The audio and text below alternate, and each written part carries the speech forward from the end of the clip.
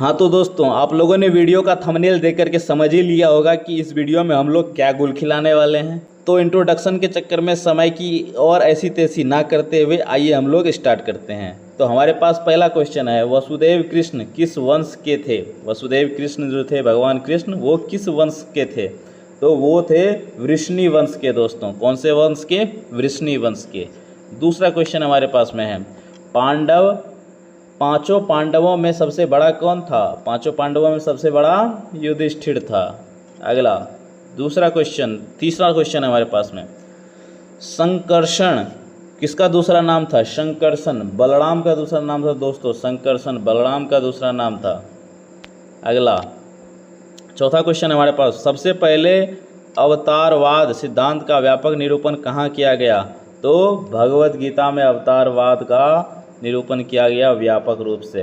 अगला क्वेश्चन 5वां नंबर, महाभारत की रचना किस भाषा में हुई थी? महाभारत की रचना किस भाषा में हुई थी?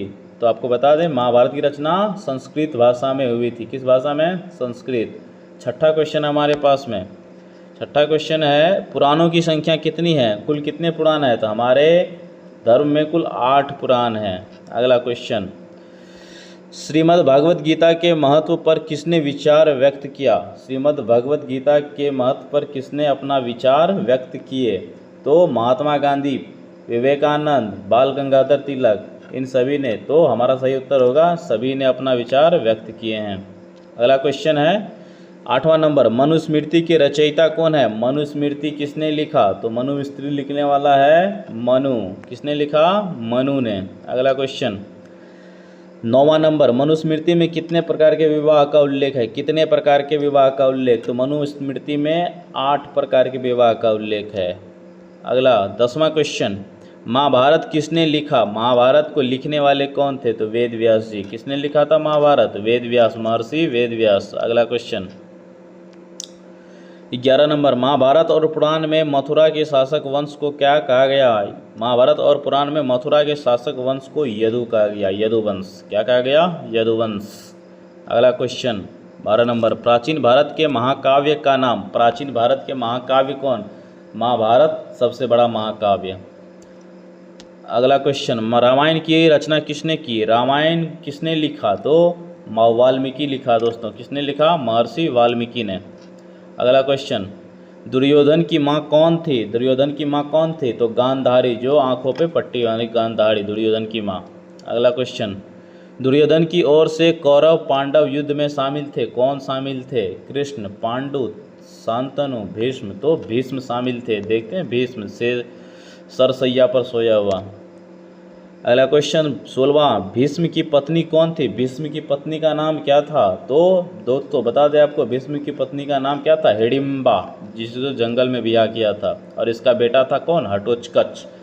नेक्स्ट 17 नंबर क्वेश्चन हमारे पास में, गांडीव क्या था? गांडीव क्या था? तो अर्जुन का जो धनुष था उसको बोला जाता था गांडीव, अर्जुन के धनुष को। अगला क्वेश्चन, युद्ध भूमि में अर्जुन के सामने की सेना में कौन था? युद्ध भूमि में अर्जुन के सामने की सेना में कौन था? द्रोणाचार्य, पितामह भीष्म, दुर्योधन, सभी। तो इन तीनों थे, सभी थे। अगला क्वेश्चन 19वां क्वेश्चन, गीता में उपदेश दिया गया है, कर्म करो।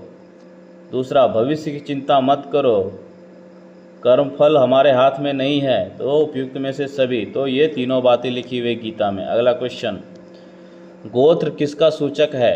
गोत्र किसका सूचक है? तो बता दें दोस्तों, गोत्र प्रत्येक उपजाति के सामान्य पूर्वज के सूचक हैं। अगला क्वेश्चन, अर्जुन किसके शिष्य थे? भीष्म, विदुर, द्रोणाचार्य के शिष्य थे। किसके शिष्य थे? द्रोणाचार्य के। अगला 22वां क्वेश्चन हमारे पास में, निम्न में से किस संत ने गीता पर टीका मराठी में लिखा? गीता पर टीका लिखा गिरा तो मानेश्वर। किसने? मानेश्वर ने। अगला क्वेश्चन 23वां नंबर, क्षत्रिय शब्द का साहित्यिक अर्थ क्या है? राज्य या राज क्षेत्र पर अधिकार होना। क्षत्रिय, राज्य या राज क्षेत्र पर अधिकार होना। अगला 24वां क्वेश्चन, अम्बा अम्बालिका किसकी पत्नियां थी?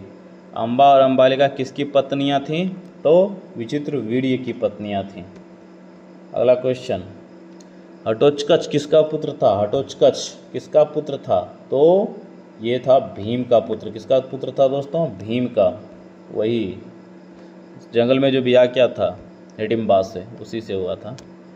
अगला क्वेश्चन, गंगापुत्र किसे कहा जाता है? गंगापुत्र किसे कहा जाता है? तो भीष्म को गंगापुत्र भीष्म। अगला क्वेश्चन, कर्ण की माँ कौन थी? कुंती थी। कौन थी? कर्ण की माँ का नाम कुंती था दोस्तों। अगला क्वेश्चन हमारे पास, कर्मण्य सेवाधिकारस्ते माँ फलेषु कदाचनम, श्रीमद् भगवत गीता की किस अध्याय में यह वर्णित है? तो यह है दूसरे अध्याय में दोस्तों। कौन से अध्याय में? दूसरे अध्याय में। अगला क्वेश्चन, मानव जीवन के संपूर्ण जीवन को कितने आश्रम में बांटा गया है? 4 आश्रम में। कितने आश्रम में? 4 आश्रम। कौन कौन? ब्रह्मचर्य, उसके बाद गृहस्थ, उसके बाद वानप्रस्थ और उसके बाद संन्यास। 4 आश्रम। कुल कितने? 4 आश्रम। अगला 30वां क्वेश्चन, द्रौपदी किसकी पत्नी थी? अर्जुन की, भीम की, नकुल की, सभी की। तो द्रौपदी, या इसको पांचाली भी बोला जाता था ना, पांचों भाई की पत्नी द्रौपदी। तो इन सभी का। अभिमन्यु किसका पुत्र था? तो अभिमन्यु किसका पुत्र था? अभिमन्यु अर्जुन का पुत्र था। किसका पुत्र था? आई होप आप लोगों को वीडियो पसंद आया होगा। अगर पसंद आया होगा तो चैनल को सब्सक्राइब कर लें, वीडियो को लाइक करें।